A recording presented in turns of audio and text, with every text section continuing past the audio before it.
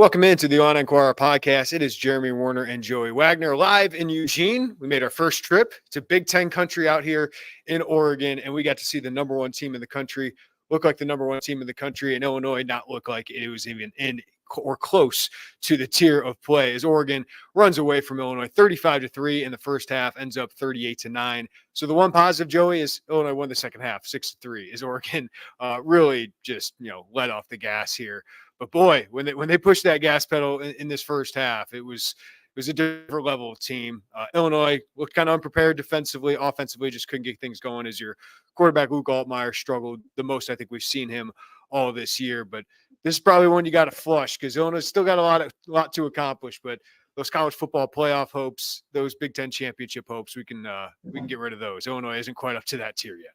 No, and I think we have to start like Oregon is as advertised. That can be true, and we can also say Illinois looked just rough, and it had no answers for what Oregon was able to do, especially defensively. That it just snowballed, Jeremy, so quickly, so fast, and Illinois goes 3 and out, correct, on the first offensive series, and it's like, oh, that's bad news. You knew it then.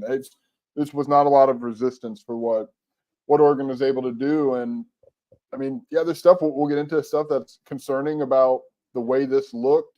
But you're right; they got to flush this, and they've got to find a way to close the season strong for the first time, and really Brett Bielema's tenure at Illinois. Yeah, so Illinois falls to 6-2, and looks like the second tier, or middle tier of the Big Ten in doing so. But my biggest concern from this one, Joey, is the defensive game plan had no answers, and your defense just had no answers, and that's not a huge surprise. I think we were all concerned Oregon would score a lot of points because their offense is really good. Their quarterback is a great point guard. I don't think he's going to be a high NFL draft pick or anything like that, but he does such a good job of getting rid of the ball quick, getting the ball to just playmakers. But boy, they just have so many playmakers. Like their starting tight end, Terrence Ferguson's an NFL player. He was out, but the Sadiq kid was an unbelievable athlete. Jordan James, a really good player. Whittingham behind him had a bunch of big plays, but Tez Johnson is a different level of wide receiver when it comes to speed, and that speed just exploited Illinois. But the fact that Illinois didn't have answers for the screen passes, for the sweeps, the outside runs, you kind of knew what Oregon was going to do, and Oregon still had explosive plays. And I think the back-breaking play of the game was 14-3. You just scored. You're thinking, man, if Illinois can get the ball back and score, maybe this can become a game.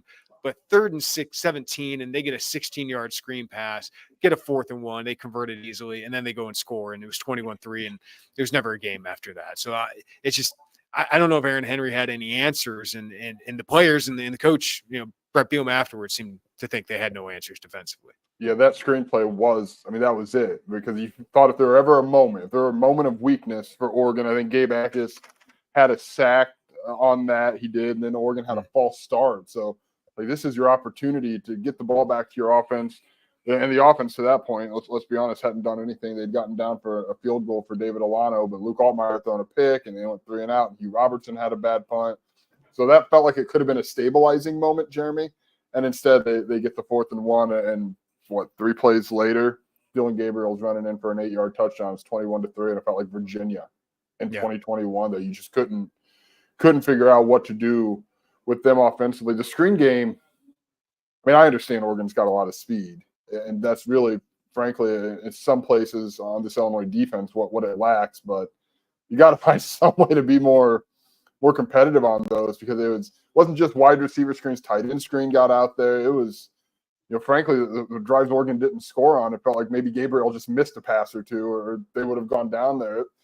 That was a really rough defensive performance. Oregon had, Jeremy, 11 big plays through the air, so gains of 15 or more yards, and 6 on the ground, which are runs of 10 or more yards.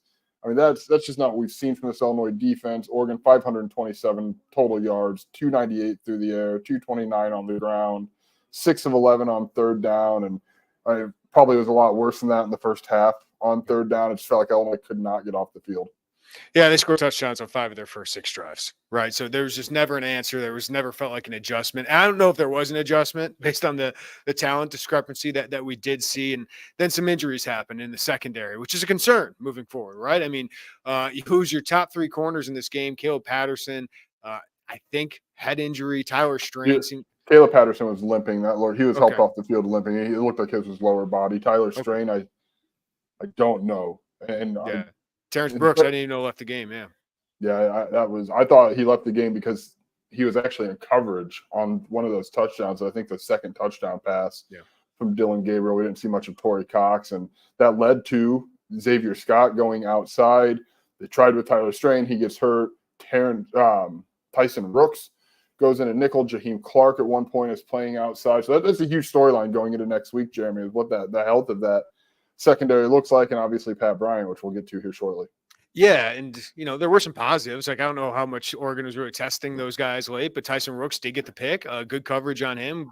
Makes a play and makes a play after the catch. Jim Clark had a couple good tackles. Sabor Kareem came into the game. We were heading down to the press conference by that point, or down to the field, so I didn't really see a lot of that. But I don't have really a lot of answers for what Aaron Henry should have done, or what this defense should have done, but better. They didn't tackle well, right? Like I'll give them that. Like they did not tackle well, and Oregon has something to do with that, with their speed and athletes, but it just felt like the defense never had a chance. Like they never had. I just keep coming back to never had an answer. So I'm interested to talk to Jay Lehman about it. I might watch the game again, Joey, but man, this is one to feel like you just burn if you're the defense. But giving up only 3 points, I guess, in the second half is a little bit better. But I don't think you had Oregon really trying that hard. No, the third down with Rhyme stuck. I said I was curious what it was. First half, Oregon was 5 of 7 and 1 of 1, that critical fourth down that ended up in a touchdown. And then 1 of 5 in the second half. Jeremy, yeah, we're 1 of 4 in the second half where they just took their foots off the gas. It's just when the offense wasn't sustaining as it wasn't early. At one point, it was like very early in the first quarter, it was like an 8 minutes to 3 minutes time of possession discrepancy in favor of Oregon. This defense just can't be out there for 8 minutes either. So as many answers as we didn't see them have, the offense did not sustain anything to give that defense a chance to recalibrate on the sideline, at least early on. And it was just a perfect storm of a disaster of a first half of football. It felt a little bit, and I saw somebody in the chat say this, but it did feel a little bit like Lovie Smith's defenses, where it was like they were out talented at times, but also just felt like they're out schemed in this game and just didn't have a response to it. So that is a concern because 2 of the last 3 weeks have been bad defensively when you've actually, Purdue didn't even have a passing attack to speak of, and they took care of you and scored 49 points, 46 after half. Michigan's not a real offense, so that I don't know how much we can say about that one. Oregon's a real offense, and they're elite, and 38 points isn't the worst case scenario against them, but 35 in the first half was. So I do think 2 out of the last 4 halves of defensive football have been very concerning, Joey. Yeah, they have. I need to go back here as you were talking and look at the total yards that Illinois has given up in Big Ten games because it feels really drastic. And they gotten away with that a little bit early. You think of like the Kansas game, and I said Big Ten, but just Power 4 games because they were bending, but they didn't really break in the end zone, whether that be turnover or they were getting off the fields on third down. And now it's just bending and breaking that you've seen here in the last couple of weeks. And again, yeah, I thought last week was encouraging the way they stopped the Michigan run, which we knew was something to do. But when you don't have to worry about the threat of a pass, obviously it changes what you're able to do defensively. So I'm really curious to talk to Aaron Henry on Monday about this because it's this trend right now, taking out that Michigan game, it doesn't feel very favorable for Illinois. Yeah, I'm looking up the stat right now of just the last several games of total yards that they've given up because it is concerning, and part of that is you've played 2 top 5 teams, right? Penn State and Oregon, and but Minnesota had a pretty dang good game today, and they've won 3 games in a row, and their offense is starting to click. Rosmer's throwing the ball really well. We know Darius Taylor can run the ball, so Michigan State's been playing pretty good football of late. So I mean, there's some concerning teams coming up here, which we'll get into a little bit more. But Penn State had 374 yards, Purdue 536, Oregon 527, and even Michigan had 322 yards, and a lot of that came in the fourth quarter. But yeah, those are some concerning numbers for a team that played pretty good defensive ball early in the season against lesser opponents for the most part. But Nebraska had some yards. Kansas had some yards. They just able to get takeaways in some of those games. Yeah, and even today, I mean, today it didn't matter. The takeaway they got was pretty inconsequential late. It was a good moment for Tyson Rook. But we've talked about this on here is, well, what is this defense if you're not getting takeaways both in packs and really at critical times and not a second half kind of garbage time interception? And I know, Aaron, points at what it is, and you got through with bending early on, even if some of those yard totals looked pretty rough, I guess. But yeah, if you're not getting those, what's this defense? I still have had that question for 2 weeks, Jeremy, and I don't have any. I don't think not getting takeaways was your biggest issue today. But man, I mean, you got to find a way to buckle down and just get some stops. Third down stops are just killer. Yeah, it's hard to get pressure on this Oregon team. Our offensive line is very good, and Dylan Gabriel gets rid of the ball really quick. But man, I mean, okay, it is. Hold on, I was getting there, Joey. I was getting there. Dropping both Gabe Akis and Seth Coleman on a third down, I don't get it. I just don't get it. I get one of them because it can confuse a quarterback, all of that. But even when I get down 14-3, Joey, I kind of want to go down swinging. I kind of want to dictate things and not let Dylan Gabriel just kind of pick me apart and let those receivers kind of run around and finally get open against zone coverage. That's when I want to get a little bit of aggressive. So yeah, like that's what I don't like is not being aggressive in some of those situations when you're down, because you got to make some plays. You got to get them off the field, and Illinois just kind of let them sit back there and make plays and pick them apart. Yeah, the egregious. I thought dropping those two back with that 3-man rush was on the first drive when Dylan Gabriel had, I mean, truly an incredible amount of time.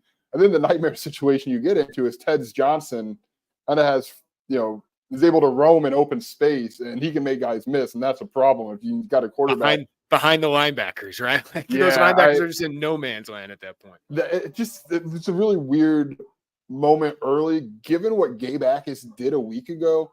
Like, I want this dude going at the quarterback as often as humanly possible. I understand that there are some times where there's value in showing that different look and dropping him back. But maybe you want a linebacker to come up if you're dropping your outside linebackers back. That was just really odd given how good he looked at rushing the passer a week ago. I got some concerns offensively, right? I mean, Oregon's defense is very good. Illinois did have a decent job of moving the ball in the second half, but again, the game was kind of out of there. But Luke Altmaier's not throwing the ball very well the last 2 weeks. So he has been amazing this season. He's a big reason, maybe the number one reason, that and takeaways of why they are 6-2. And I think Illinois still got a chance to be ranked next week, because there's not very many teams behind them that won, and not many teams getting votes behind them. But Luke Altmaier just hasn't been all that accurate, and I just didn't think he saw the field very well today. That interception he threw early, he just never saw that safety. He missed guys downfield. Like, he didn't see Malik Elzy come open in a zone bust. You got to make that throw, and he was looking at him. So that's why I didn't understand why he didn't make that throw. On that flea flicker, Zachary Franklin was streaking down in one-on-one coverage. Got to make that throw. So just certain plays he made earlier in the year, he just didn't make today. And in the throw game last week, I thought he missed some throws. So the last 2 games, 28 of 53, 53 passes for 240-something yards, a couple interceptions. First time he's thrown multiple interceptions in a game since that Penn State game last year. So I just didn't think your quarterback played very well today. And that, didn't have much of a chance with where your defense played. But first half, your quarterback didn't make the plays that he needed either.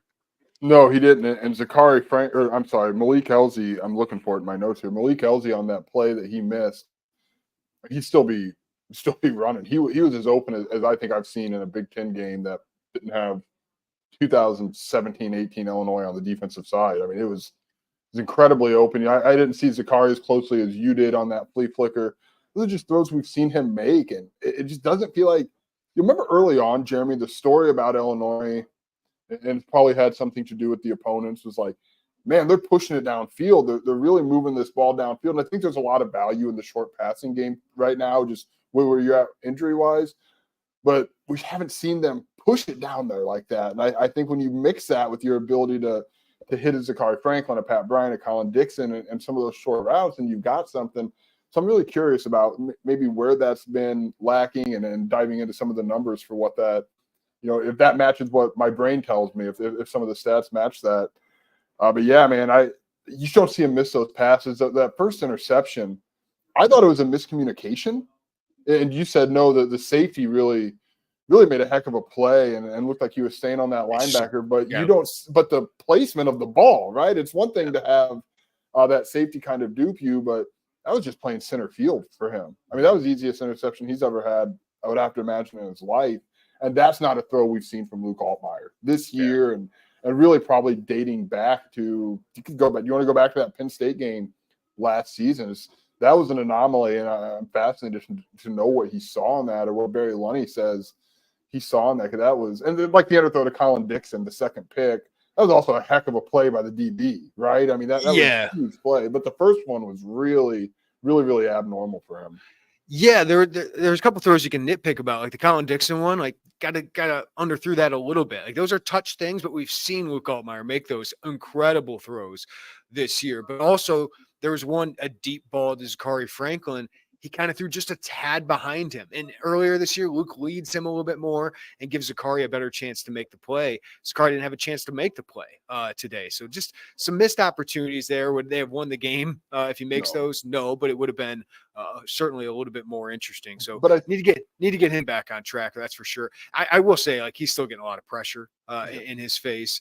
But there were sometimes he needs to read those pressures quicker. Like, Oregon had 7 guys on the line of scrimmage. It's like, get rid of the ball quickly to whoever gets open, and maybe they have a chance to get a first down. And he just took the sack. Like, it wasn't blocked well. Jordan Anderson didn't get to the blitzer quick enough. But Hank Beatty was wide open. If Luke would have known, hey, I got to get rid of this ball quick, Hank Beatty's open, maybe you can get a third down conversion there. Yeah, and I think you could even go back to, like, and again, it was an inconsequential play in the end, but like Pat Bryant was wide open on that 2-point conversion. It looked like Luke Altmaier was looking right at him. I feel like we're nitpicking a guy who's probably been the most important and best player all season long, but it's just kind of how uncharacteristic this game was for what we've seen from him this season. I thought Brett Bielema after the game, it was interesting when we asked about Luke, he did go back to what you said, Jeremy, the pressure, and I'm wondering if they're not, and I asked Josh Kreutz about it after, who's the guy who's really instrumental in setting your protection up there, but is there a disconnect in terms of setting some of the protection for that pressure that comes up? Is that more on the sideline? Is that more on the field? I don't know, but you've seen that. I do want to, before we move on from Luke Altmaier, they got to get the ball security thing figured out with him, because he let go. Like, he had a couple fumbles twice, one of which they called forward progress, which probably saved that from being a fumble. But listen, man, it's been something we've seen from him since he's been to Illinois, and that's a thing that can come up at a really, really bad time. It almost did against Purdue, and they've got to find a way to get that taken care of a little bit, because that, you look at the last 4 games, and like that's kind of a thing that can flip one of those games that you're likely to be favored in. Yeah, I will say I thought Illinois ran the ball well at times, right? Like, they had 4.1 yards per carry, and that's including some of the Luke sacks. So Aiden Lawfrey, 5.8 yards carry. Khalil Valentine, first career touchdown, showed some toughness on that run in the goal line, 5.4 yards per carry. Josh McCray, 4.5. Brett Bielema, they wanted to run the ball more when they got to the goal line. And getting to 3rd and 3 or 3rd and 4, I believe, and you run with Pat Bryant instead of a Josh McCray on that reverse. I would have liked to seen Josh McCray get that carry, and then you go 4th down pass, and you didn't get really Luke on the run there. So I think they didn't use Luke's legs all that much today. Listen, you were down so quick that you didn't have the chance to run the ball. But I do think, like, in the run game, you actually showed some good things. And when you could have ran, maybe you should call that number a little bit. I thought Barry did create some opportunities, as we talked about. But if you want to nitpick some of those offensive things, when you got in the scoring territory in the second half, you weren't able to convert those into points. Yeah, the play when Brett Bielema talked about getting in that low red area, it was like Josh McCray wildcat on 2nd and 6. That 2nd and 6 at the 8. That gets you there and puts you up there. Then you go the Pat Bryant run, and then the 4th down was batted at the line, and you got big Josh McCray. And I thought Josh McCray fought really well for extra yards today. Like, probably just see what you can do with him and hand it off. I know there's a lot of consternation about the 3rd down pitch to Aiden Lawfrey. Here's I get it. Maybe you want to let Luke Altmaier make a play on that. But Tanner Arkin's had a good season. He's had really big moments this season. He gets his hands on that block. It's either 4th and short or Aiden Lawfree's picked up a first down, maybe a chunk.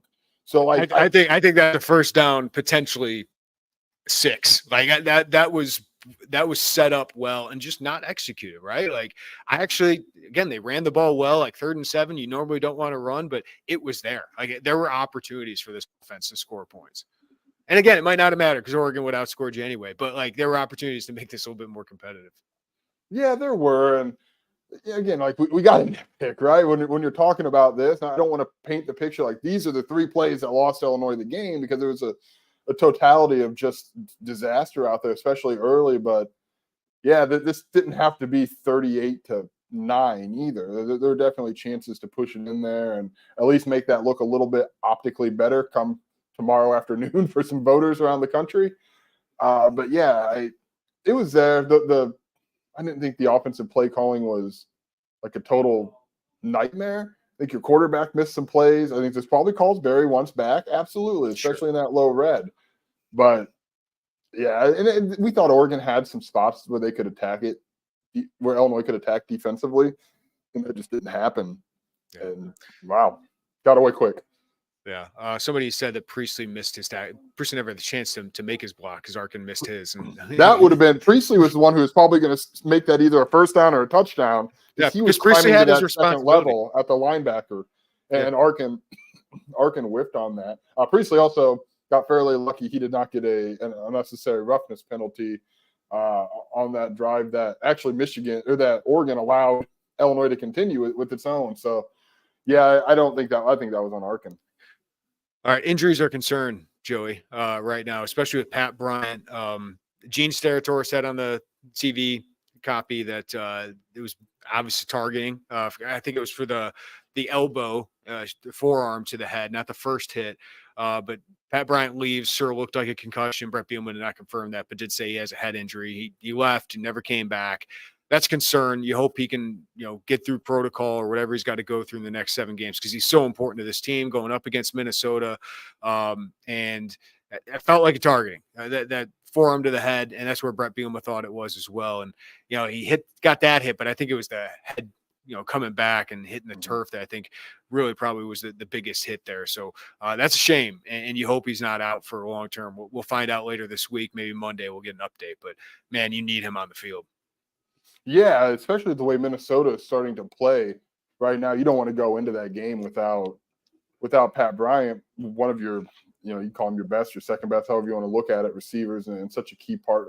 His playing well takes this offense up a notch or probably 2 notches.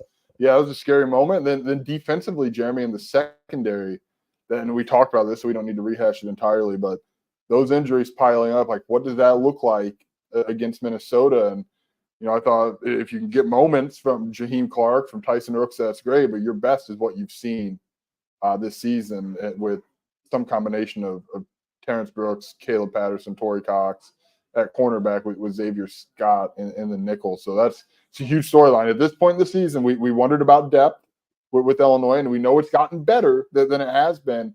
We start getting to this point of the season, and that's where it can bite you, especially when they pile up at one position like that.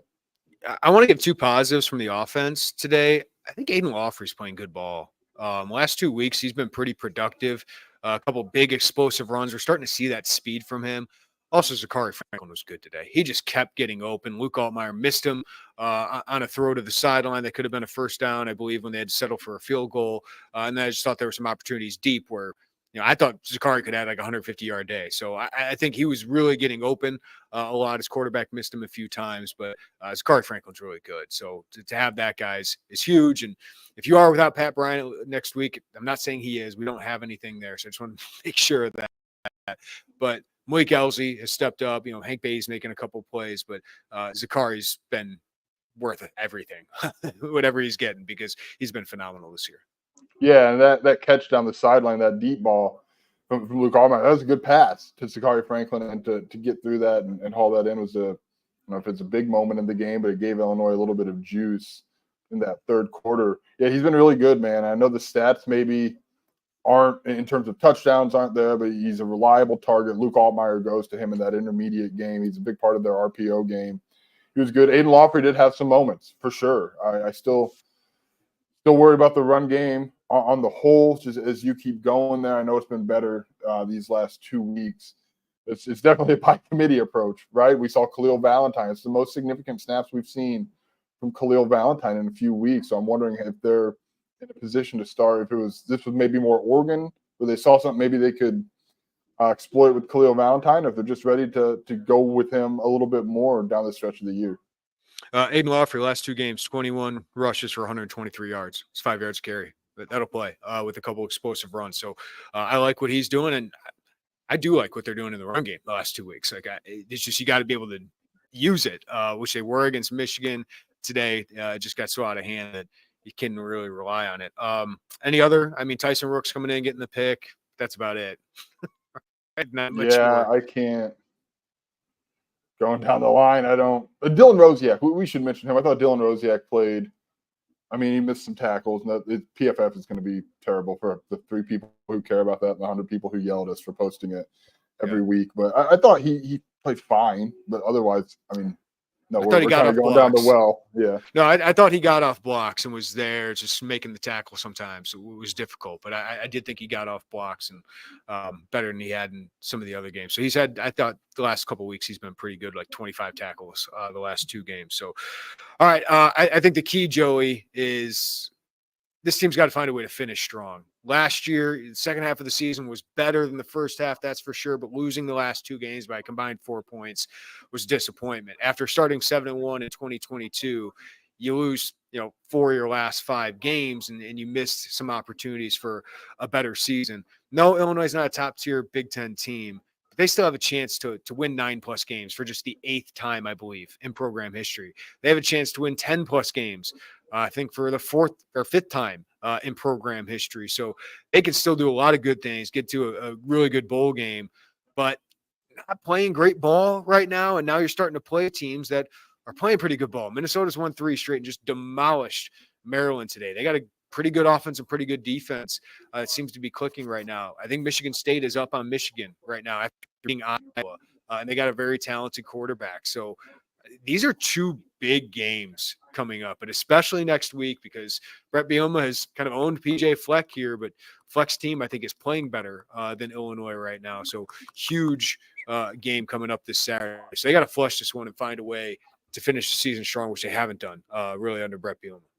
Yeah, they again, as you said, there's still a lot there. I mean, this is a chance to win 8-9 games this season, and if you're Illinois, you probably would have wanted Minnesota earlier in the year when they were still figuring it out, Jeremy. But Michigan State, obviously after that, there's a bye week between those 2 games. But there's a lot there. We'll see what they can do with it. And I think a big story with that is going to be how this injury stuff plays out going into Minnesota. I think you'd feel better coming out of a bye week, as naturally a week not playing football would be helpful.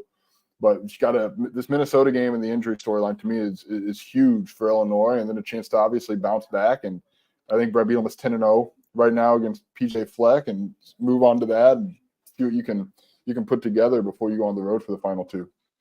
Yeah, I'm a little nervous about this one.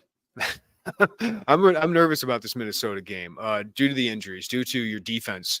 Sure, I do think your offense is going to have some success. I think Luke Altmaier will bounce back because it's still very small sample size of struggling to throw the ball. But I'm a little bit more worried than I was about these 2 games coming up. So if you look at the last 4 games, Joey, what would be a success? Is it 2? Is it 3? What would we deem a success after starting 6-2? Because this is way better. This is way better than we thought at this point, right? 8 games in, it's a disappointment today, but 8 games in, you are 6-2. Maybe you've had some fortune, you've had some good breaks, maybe some luck with so many close wins that you've had, but you are 6-2. So what's a success in the last 4 games? I mean, I think it's hard to say 8 wins isn't successful. That would be 2, right? But I think you feel like there's a little bit left to be desired with that, because a week ago, hey, could this team be 10-2? And all of a sudden, people are dreaming really, really big, and 10-2, all right, we'll settle for 9-3, right? That was kind of what some of this was. So like I think on the whole, 8 wins is successful. But I think if you kind of put the context of what it was feeling around the program for a while, 3-1 is just like that's the success. Like to me, that's you understand a trip up at one of those games. Let's really say the next 3 games because I think Northwestern Illinois is just better than. Well, let me say this. I think you need to beat Rutgers and Northwestern. I think you are better than them. Rutgers' defense is in shambles. They don't have a really good quarterback situation. I know it's a road game. You need to win that game. You are a better team. Northwestern is bad. Like that is the easiest game maybe on your schedule in the Big Ten this year. You need to take advantage of that one. I think they will. I think they will win that game. So for me, it would be winning one of these next 2 games. I think it's understand if you lose a toss-up game, even if it is at home. But like for me, if you get to 9 wins, that is an unbelievable successful year. And here's the thing, 8 wins is 2, but it just feels different because like the path to 9, sorry to cut you off, Jim, I do that too often. The path to 9 is not impossible to envision, right? I mean, basically what we think is going 1-1 in your next 2. That's why I think if you lose 2 of these next 4s, when you look at the opponents, you kind of look at where you've taken a step as a program. It's just so weird to say, oh, well, 8 wins. I don't know. Is that really successful? Of course it is in the big picture. And I think if you look back at it in a year, you see an 8-win team and you're like, all right, hey, that's pretty good. But I think in this moment, you would feel like you left a little bit out there. Okay, so if we said 9, including the bowl game, is that fair? That'd be like splitting the difference. But like, I think if you win 3 of the next 4, you'd feel great. Like, I think if you win 2 of the next 4, you're like, yeah, it's a pretty good year. But just miss some opportunities. But I would also say you probably, got a little fortunate against Purdue, right? And didn't find a way to lose that one. You won some close games. So maybe at the end of the day, you get to 8-4, and that's probably what you should be. But man, if you can find a way to get to 9-3, I just think that'd be massive.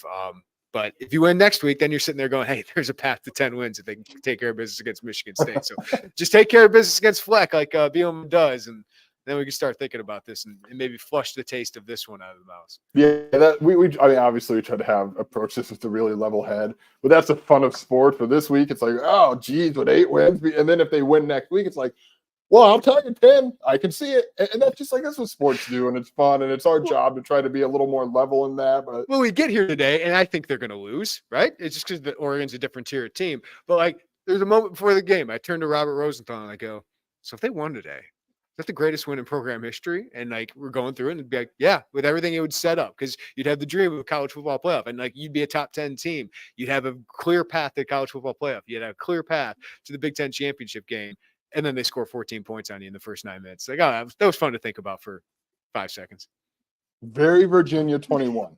It was very, like, obviously the time difference here, but this game was like Virginia was over before people woke up from being drunk on Friday night back then. And this, I guess, probably before people woke up in Oregon here, it was over so fast. And we just usually when the very rare games that Illinois has been on the wrong end of just really a lopsided score, it's been kind of a steady over the course of, 4, 5, 6 drives. Dude, this was over by the 3rd drive. And that's just what we had gotten used to not seeing of late in Illinois. So just a really jarring start. I think it'd be one thing if they would have, I'm trying to moral victory or anything, but if you get to the second quarter and then you give up that stretch where you feel in it for at least 15, 16, 17 minutes of game time and then it goes, but to have it go that way and start that way, that was a sucker punch early from Oregon. It was just abnormal for what we've seen here. All right, let's get to a few of these super chats and questions before we get out of here. Def, nothing to say. Flush the tape. Here's a super chat. Thanks for your service. Thank you, Def. And he came back with another one. Henry has been dropping both Ackus and Coleman since last year. Been saying it since Eastern. How worrisome that was that Henry didn't learn. Listen, it's not that I just don't like doing it against Dylan Gabriel in Oregon. I really don't. Like, you got to show multiple looks, right? You got to change some things up. But at that point, like, I just want Gabe Ackus rushing the quarterback with the heater he's been on, Joey. 6.5 sacks the last 5 games, I believe, for Gabe. He's making himself money one way or another. And I just want to employ putting your players in position to succeed, right? Putting your players in advantageous positions. I think we heard Dylan Rosiak and Miles Scott say that after the game. And just dropping Gabe Ackus does not feel like that's putting him in advantageous spots. No, I don't mind. I'm with you. I don't mind doing it to change the picture a few times.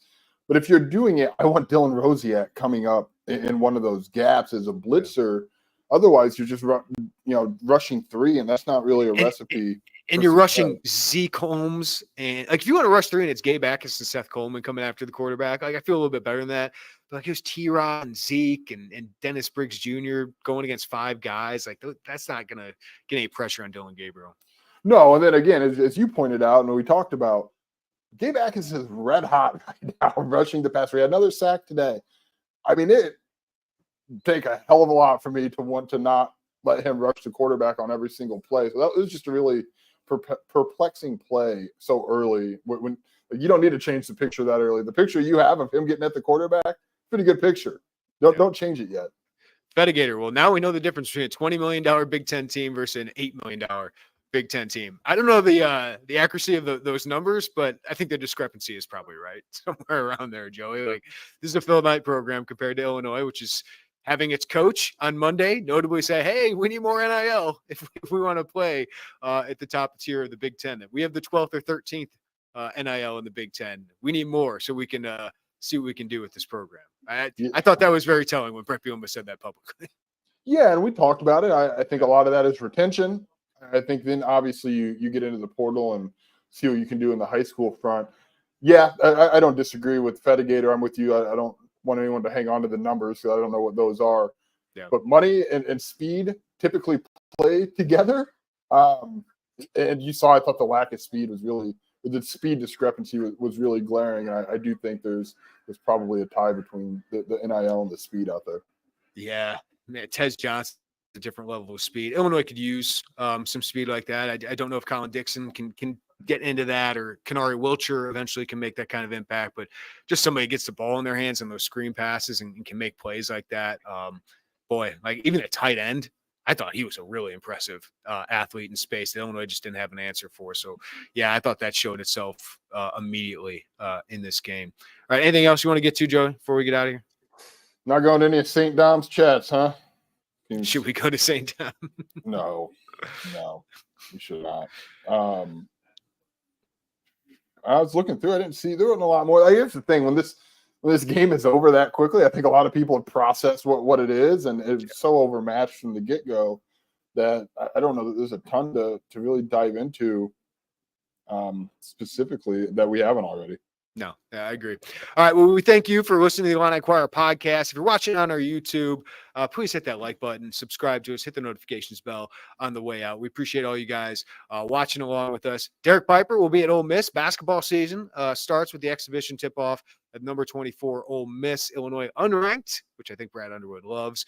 We finally get to see them in action. Joey and I will be on a flight back from Oregon, but the plan is for Derek Piper and Michael Tulip to do a post-game podcast. So hit that notifications bell for when those guys are able to get that up. And 11 o'clock tip-off on SEC Network. So get to see some basketball this weekend. That'll be great. Jay Lehman will join me on Monday to give his thoughts and break down what we kind of see on the rewatch as well. So for Joey Wagner, I'm Jeremy Werner, live from Eugene. We'll have plenty of content coming out of this as we get back to Champaign tomorrow. But appreciate you watching. Appreciate you listening. We'll talk to you next time right here on the Illini Inquirer podcast.